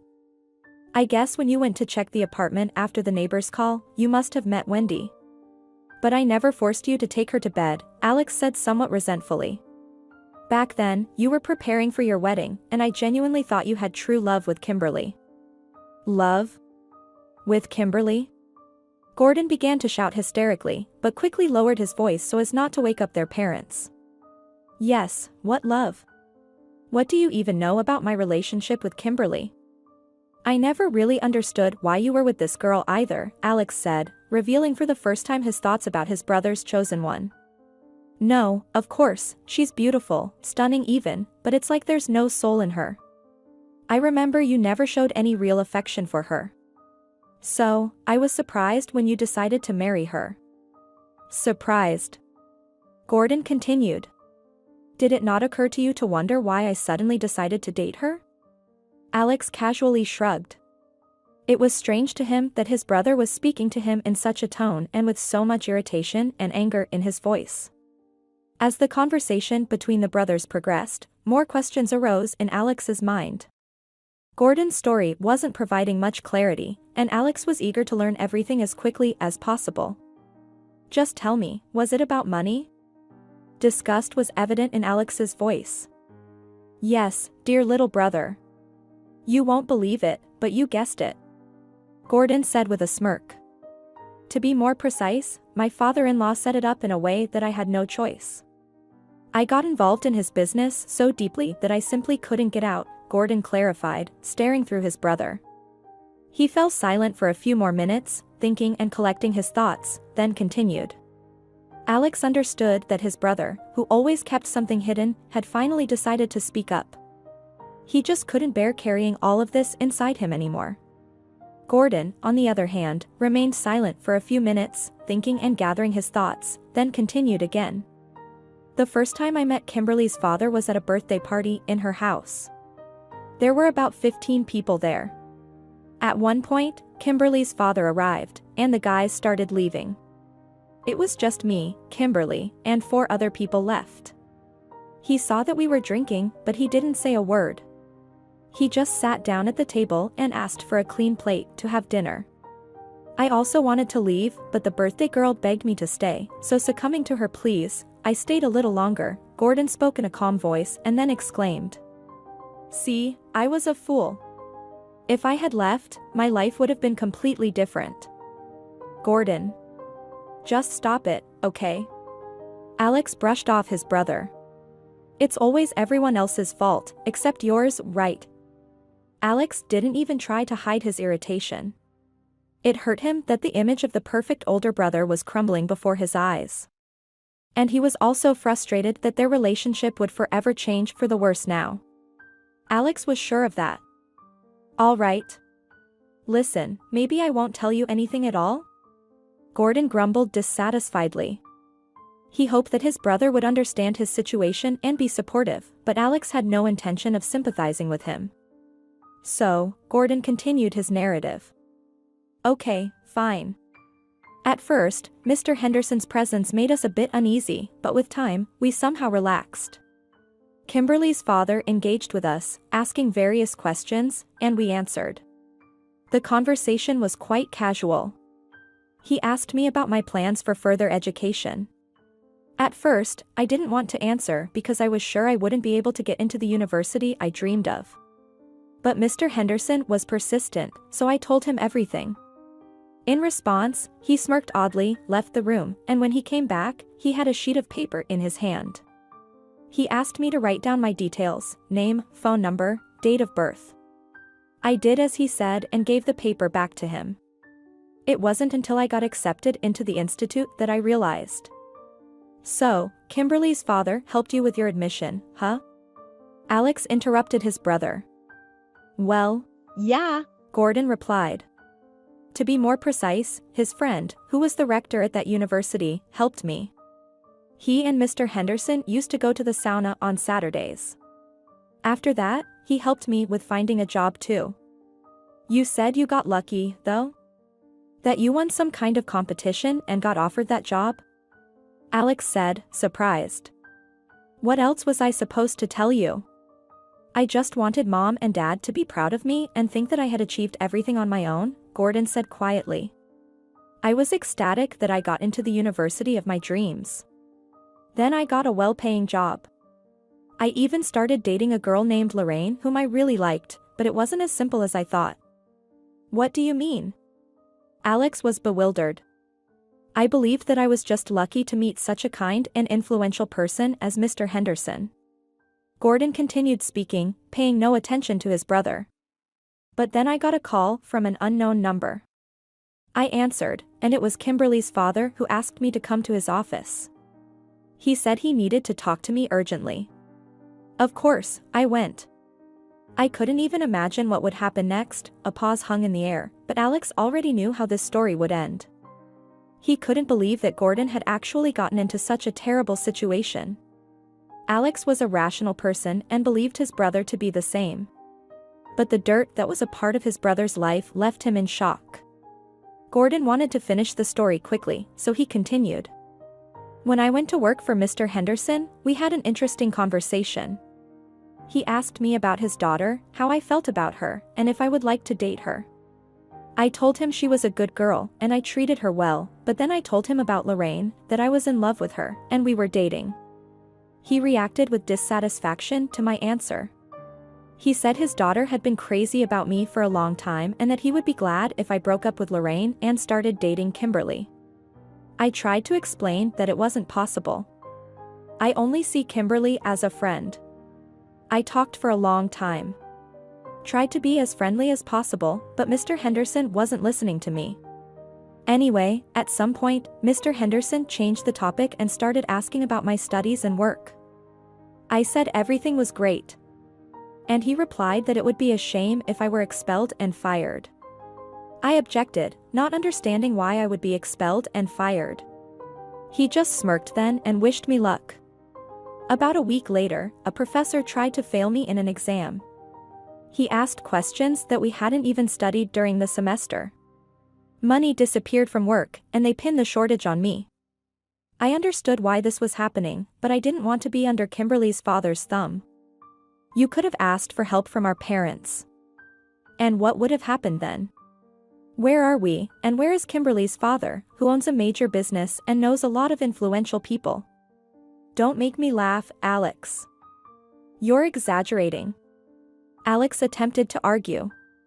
I don't think your father-in-law is as all-powerful as you're describing. Oh, no, little brother. Gordon said with a smirk. If anything, I'm probably downplaying it, not exaggerating.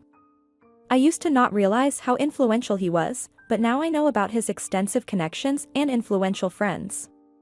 Well, am I going to continue or are we going to argue? Go on.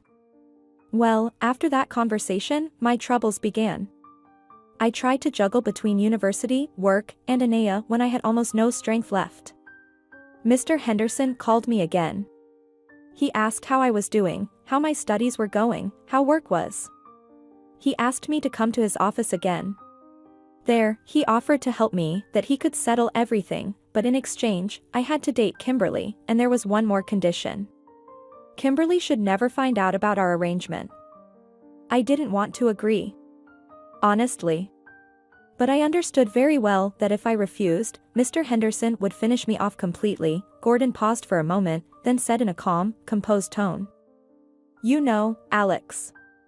What was the hardest thing for me? What? Breaking up with Lorraine. I genuinely liked her.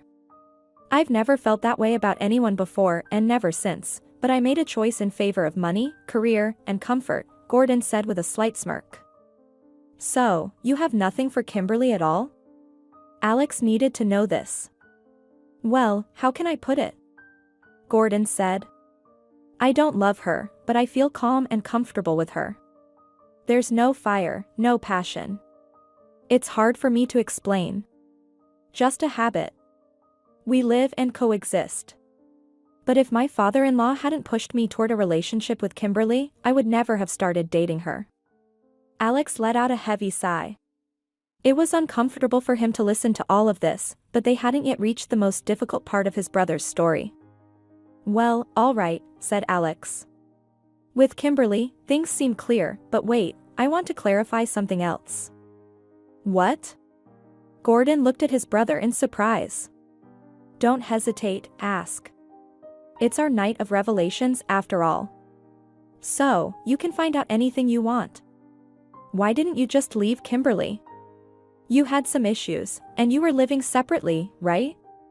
Why did you go back to her? If you don't love her. It seems like it was after that you started preparing for the wedding. There are so many whys, Gordon said. Yes, even I don't know why. Probably, I just got used to her. To her, to the good life, to the absence of problems. I understand perfectly well that as soon as I break up with her, I'll be fired, and I'll lose everything I worked so hard for. My father-in-law would never forgive me for that. I was trapped. Although, Kimberly did a lot to make me want to leave her. Once, she changed completely. She started being jealous of everything, checking my social media, calling in hysterics all the time. But I didn't even have the opportunity to cheat on her. We were always together. I only left for work. If I started an affair there, someone would immediately tell Mr. Henderson, Gordon said. Well, then I don't understand how she allowed you to go on a business trip for 2 whole months. It's just a coincidence, I think, the brother answered. I really didn't expect to be so lucky, but, the man said. The stars aligned just right. First of all, I didn't volunteer for this trip. Mr. Henderson sent me. He loves his daughter, of course, but she tries not to argue with him. Secondly, she couldn't go with me because her father had just found her a great location for her new beauty salon. She'd been dreaming of her own business for a long time, so she couldn't miss such an opportunity. After all, she had to file documents and start renovating. And Kimberly wanted to oversee the whole process from start to finish. In the end, she struggled with it for a while but decided that everything would be fine. She couldn't miss the chance to fulfill herself and show everyone that she could do everything on her own. Got it. She fulfilled her dream. As far as I know, her salon is doing well. Alex clarified. Yes, the business is doing well, but it's not her doing, it's Mr. Henderson's. Gordon said and waved his hand. But that's not the point right now. I left for that city, and Kimberly called me almost every hour. To check what I was up to. Yes. She wanted to come over many times, but I reassured her. The distance wasn't too great, so I visited her myself. And then everything somehow settled down. She got deeply involved in her beauty salon, so she didn't have time to control me. That's when Wendy came into the picture. And so? You met her and immediately decided to cheat on your girlfriend? Alex interrupted his brother. Yes, no, of course not. I wasn't planning to cheat on anyone. It's just the scent of freedom. You get it? It's intoxicating. I saw Wendy for the first time when she was bent over, trying to keep her balance. Come on. She's got a fantastic butt. So I couldn't resist. I decided to help the charming lady. Alex stayed silent. He listened carefully to his brother, but he didn't like the words about Wendy's fantastic butt at all. It stirred up an unpleasant mix of emotions in him. Gordon didn't notice the change in his brother's demeanor. So, he simply continued his story. When Wendy straightened up, I saw that she was attractive from the front too. Cute face, a decent chest, waist, legs. She had it all. And that's how it all started spinning for us, Gordon smiled. You want to know what surprised me the most? What? Alex said with a lost voice, realizing that his feelings of dislike and hatred for his brother were growing stronger and stronger. She was a virgin, Gordon laughed, emphasizing the last word. I couldn't believe it when she told me. I thought she was just inflating her value. But when we got down to business, and I realized she wasn't lying. I was very. But Gordon didn't have a chance to finish because Alex abruptly jumped from his seat and punched his brother in the face. Gordon wasn't expecting such a turn of events, so he didn't even have time to dodge. The punch landed right on his jaw, causing blood to immediately flow from his lip. What are you doing? Gordon yelled. Quiet. You'll wake up the parents, Alex answered angrily. Have you gone crazy or something? Gordon cursed, surprised by his brother's behavior. Wipe yourself off. Alex said, handing a handkerchief to Gordon, then continued. Have I gone crazy? Yes, I'm just shocked that you're my brother. Played around with a girl and then left her pregnant. How could you do that? I thought my brother was a real man who could take responsibility for his actions. But look at you. Ugh. Alex waved his hand at his brother and headed towards the door. And you? Are you the perfect one, huh? Gordon smirked, pressing the handkerchief to his bleeding lip. I'm just an ordinary person. I live the way my parents taught me and don't do any dirty tricks. I don't understand where you got all this crap from? Alex said with disgust and approached his brother. He didn't want to talk to him, but he had to know everything until the end, so he asked the main question. Tell me. Did you know that Wendy was expecting a child? When I left, I didn't know anything. Gordon said, touching his lip and wincing in pain. His jaw hurt terribly, and blood was flowing. And Gordon was angry at his brother, himself, and Wendy, who, in his opinion, was to blame for everything. When did you find out about her pregnancy? After some time. She somehow found me on social media and messaged me. Honestly, I was shocked when I saw her message. After all, she didn't even know my last name. I immediately discarded the SIM card and the number she knew. It was a simple work phone. I told them at work that I lost my phone, and they gave me a new one. Why did you run away then? You didn't even call her and break up like a human being. You acted like a real jerk. And when you found out she was pregnant, you still didn't reach out to her. Why? Again with your why, Gordon got annoyed. You're asking why. What could I have possibly said to her? I don't know. Anything, Alex said almost in a whisper. You could have at least said, Goodbye. properly instead of just disappearing. Do you really think that's what she needed? Gordon answered with a smirk, wincing from pain after the blow. Probably not, Alex shrugged. But when she told you about the pregnancy, why didn't you contact her? That's something I can't understand. So what? Would that change anything? Gordon asked rudely, looking his brother straight in the eyes. Alex just shook his head, and Gordon continued. Exactly. It wouldn't have changed anything. I didn't intend to break up with Kimberly. So I didn't respond to Wendy. Sure, things were good with her, but it wasn't the same. With her, I felt like a student who couldn't afford luxurious gifts for his girlfriend. She'd glow with happiness when I brought her a crushed rose from the underground passage or offered her coffee and a hot dog. Well, I didn't want to live like that. Kimberly and my father-in-law showed me a completely different life. A more expensive one. I would probably understand you and could somehow justify you, Alex said. But I will never understand how you could not even inquire about the fate of your own child. Hold on a second. Gordon said with a smirk. Actually, I only knew about the pregnancy. She didn't tell me about the child. Wendy disappeared and didn't write to me anymore. So, I assumed she had an abortion. Shut up. Alex shouted. I don't even want to hear this. You're just a coward and a moral wreck. I'm ashamed that you're my brother. Alex left the room. The apartment was already quiet. Apparently, the parents were asleep. The young man tried to walk as quietly as possible to the corridor, grabbed his jacket, put on his shoes, and went out into the hallway.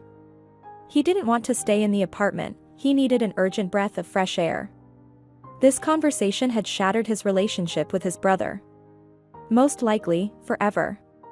Wendy sat on the couch, holding Herman on her lap. They were gazing at the colorful lights on the Christmas tree. The girl felt sad. In a couple of hours, Christmas was supposed to arrive, and Wendy was trying to understand why she felt so melancholic. It had been a decent year. Herman had hardly been sick, she got a raise, and life had become much easier. In reality, she understood it all. The impression of the past year was spoiled by Alex and his despicable brother. She regretted having met Alex. After all, it made her recall one of the most horrible events in her life. After slapping Alex, Wendy thought he would never appear in her life again, but that wasn't the case. He called her the whole next day, but she didn't pick up. He kept calling and calling. So, Wendy simply added his number to the block list, but even that didn't help her calm down. She wanted to distract herself from the sad thoughts and heavy memories.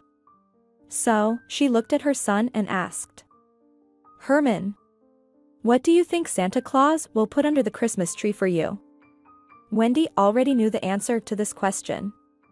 Herman dreamed of a toy train set. But the one he liked very much was too expensive. The girl simply couldn't afford such a purchase.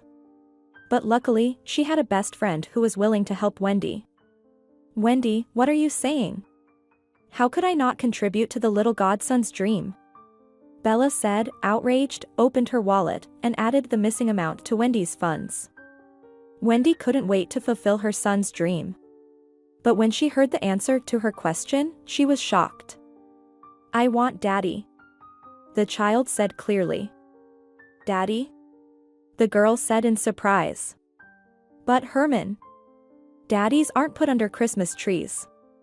Too bad. The boy sighed heavily. I wish so much for it. Why does everyone in kindergarten have daddies, and I don't?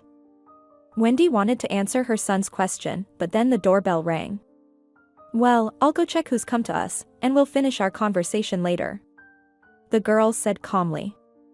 Who do you think it could be? Wendy knew that Bella and Buddy had gone to the Czech Republic for the holidays. So, it definitely wasn't them. And no one else could come over to them. Who's there?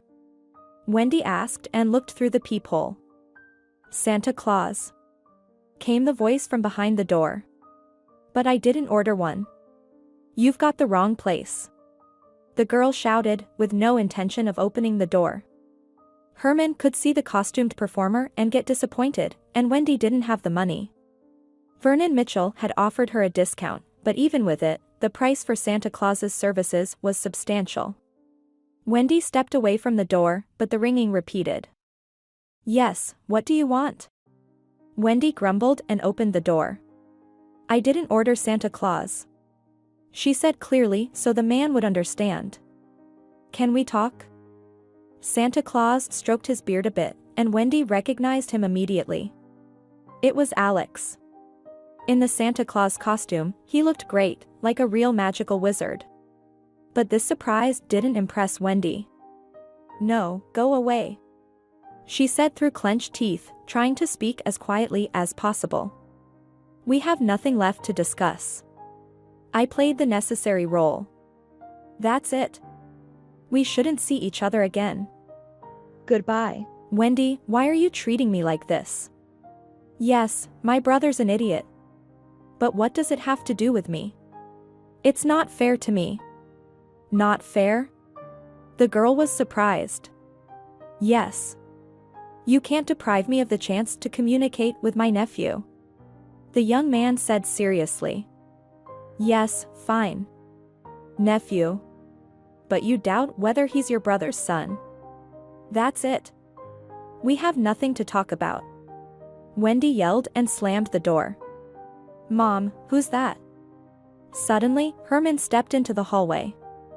Nobody. Just a mistake, the girl said, took her son's hand, and led him into the living room. But then the doorbell rang again. I told you, you got the wrong place. Goodbye. Wendy shouted angrily loud enough for whoever was behind the door to hear. Who is it? The boy asked, coming close to the door. Santa Claus. Alex's cheerful bass voice could be heard. Mom. Mom. It's Santa Claus. Open it quickly. The boy exclaimed joyfully, clapping his hands. Sweetie. Uncle's just joking. This isn't Santa Claus at all. The girl said to her son and turned to the door. I told you to go away.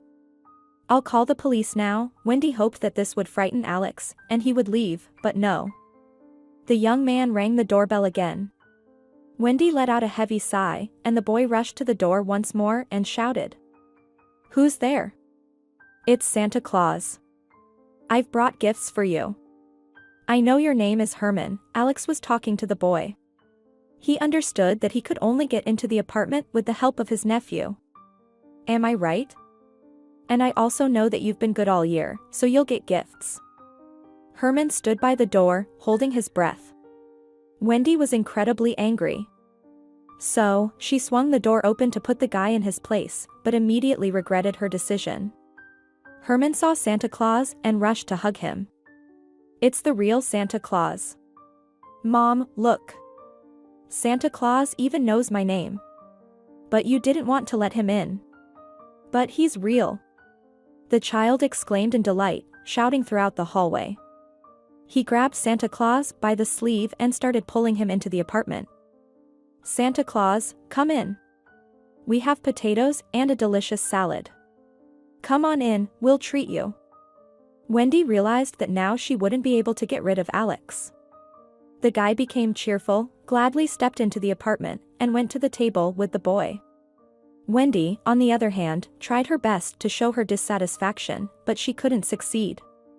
It pleased her to see Alex playing with her son and seeing the child so happy. Strangely enough, they quickly found a common language. Herman diligently told Santa Claus a rhyme he had recently learned from his mom, for which he received a gift, a huge construction set. The boy was simply squealing with joy. Well, now Wendy, close your eyes, too. Santa Claus has gifts for everyone, Alex said. No. I'm a big girl already. Wendy stubbornly shook her head, but then Herman intervened in the conversation. Mom. Come on, why are you being so naughty? You can't argue with Santa Claus. Close your eyes. Please, Mom. Santa Claus will get upset and leave forever if you don't. He said. Wendy had to comply. She closed her eyes and extended her hand to Alex. Suddenly, something small and cold touched her hand. Wendy opened her eyes and saw a bracelet with a small charm on it that read, Family. Wendy. Now you're my family. Alex said, looking at her eyes with tenderness. For the rest of the evening, Wendy wrestled with mixed emotions. On one hand, she was happy. It was incredibly heartwarming to watch Alex play with her son. She had never seen Herman so happy. The boy kept running to his mom and saying, Mom, we have the real Santa Claus visiting. Can you imagine? The real one. Wendy could only smile in response to his words. On the other hand, she was fearful. She was afraid that when the clock struck midnight, Alex would disappear, and she would be alone again with a child who so desperately needed male attention. The time was 20 minutes to 12. Herman suddenly fell asleep, right on the floor next to the new construction set that Santa Claus had given him. Should we move him to the bed? Alex whispered, looking at Wendy. Wendy nodded. The man picked up the sleeping boy in his arms and carried him into the room. The boy was so tired from the long play with the magical wizard that he didn't even wake up. Alex placed him on the bed and covered him with a blanket. Well, I guess I should go then. Alex said sadly, looking at Wendy with a questioning gaze. She let out a deep sigh and replied. You can stay. Christmas is in 15 minutes, you won't even have time to get home. Wendy said this and looked directly into Alex's eyes. The guy stayed silent. Then he stepped towards the girl. He embraced her and kissed her gently. She didn't resist. She responded to the kiss, trying to convey all the warm feelings she had for him. Then she backed away from him a bit and said, Alex, let's go to the living room. The president is about to speak, let's not miss it. He was happy. He smiled, took Wendy's hand, and headed towards the living room, pulling her along. That's how they spent the entire night, holding hands and chatting about nothing. When Herman woke up, the three of them went for a walk. They wanted Herman to believe in miracles. So, they hid the Christmas wizard costume. Well, what's wrong? Don't be afraid. Alex affectionately said to Wendy. You've already met my parents, everything will be fine. I've met them. Wendy said gloomily. But back then, I was Jacqueline. Your fiancé, with a good job. But now, everything's different. I'm a girl with constant problems and a little mischievous child. Wendy, don't worry. Seriously. Alex said and kissed the girl on the forehead. Do you believe me? She nodded. Alex spent most of his time with Wendy and Herman. They became so dear and close to him that he couldn't imagine living without them. So, he decided to introduce Wendy to his parents again, but this time for real. Gordon definitely won't be there, right? Wendy asked worriedly for the 5th time. What if he shows up again? Maybe you could talk to your parents alone without me? I don't want to listen to all this, answer various questions. Honestly, I don't want to. Just calm down. You know he's a coward. So, he definitely won't come, Alex said and smirked slightly. He really didn't want to think about his brother, who had decided to run away the morning after their conversation. But simply running away wasn't an option for him. Nervously, he quickly put on his shoes, causing the shoehorn to fall, and the noise woke up his mother. Gordon. Where are you going? The worried woman asked. Following her, a sleepy Mr. Torres appeared, and Alex, who stood there trying to hide a sly smile, though he wasn't very successful. Listen, Mom. Kimberly called me, it seems she's going into labor, Gordon lied, trying not to look at Mrs. Torres. I need to leave urgently. But how will we get there? Alex's and Gordon's father asked. The parents were very surprised that their son wanted to simply run away without saying anything to them. We don't even have a car. How will we get there? You said you'd give us a ride to Aunt Mindy's. Well, tough luck. Figure it out yourselves. You're not kids anymore, Gordon said and quickly left the apartment. Alex. Go after him. His mother told Alex. Bring him back. Make him wait until we're ready. Alex chased after his brother, but not to convince him to come back. He just wanted to look into his eyes once more and say a few farewell words. It was unpleasant for him, of course, but he needed to finish their conversation from yesterday. Gordon had already sat in the car and was about to close the door, but then he heard his brother's voice. Well, you're a coward. I thought you'd come to your senses and tell Mom and Dad everything. If your son doesn't have a proper father, he could have loving grandparents, well, and an uncle. But you turned out to be such a coward, running away again with your tail between your legs. The guy looked at his brother disdainfully. He really wanted to hit him again, but he held back because he knew their mother was watching them from the window. Yeah. Who do you think you are to tell me how to live? Gordon hissed through his teeth. I'm not going to lose everything I have because of a mistake I made a few years ago. Because of a moment of weakness with some girl. Alex didn't listen to him. He knew that if he stayed, they would end up fighting again. He turned around and headed to the entrance. If his mother saw him hit his brother, he'd have to tell them everything, but he didn't want to. Why? It wouldn't make anyone feel better. So, Alex tried to keep his sanity and simply leave. Wait. Gordon called out to his brother. Well? Alex turned to him. Will you finally tell our parents everything now? About Wendy, about the child? No, but if I were you, I'd do it myself. But you're a coward, after all. Alex smirked. Right? Are you absolutely not going to tell? Ignoring his brother's words, Gordon clarified. Absolutely not. It's not my business, really. Alex went up the stairs but didn't rush to enter the apartment. He was too irritated, so he wanted to calm down a bit and regain his composure. He didn't want to tell anyone anything. Not because he was worried about his parents' reaction. He felt sorry for Gordon's wife and their future child. He didn't want to meddle in someone else's life and ruin his brother's marriage. But he really wanted to support Wendy and her son, who his brother didn't care about. Alex decided he wanted to connect with them, help them. However, he didn't imagine that he would fall in love with them wholeheartedly very soon. Did Gordon really leave? Mrs. Torres asked anxiously. I saw through the window.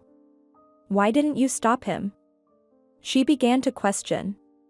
Mom. Kimberly called him. She's very worried and not feeling well. Gordon is concerned. So, he decided to go to her, Alex lied, looking his mother in the eyes. Yes. Mrs. Torres said, perplexed. Well, how are we going to get there? We were planning to visit Aunt Mindy and other relatives. Listen, Mom. Take my car, I don't need it now since it's the holidays. Then you can return it, and I'll drive you home. Sounds good. Yes, that would be great, son. The woman replied happily. Wendy sat at the table, nervously glancing at the clock. Alex's parents were about to arrive any moment, and she couldn't calm down. Wendy. Get a hold of yourself.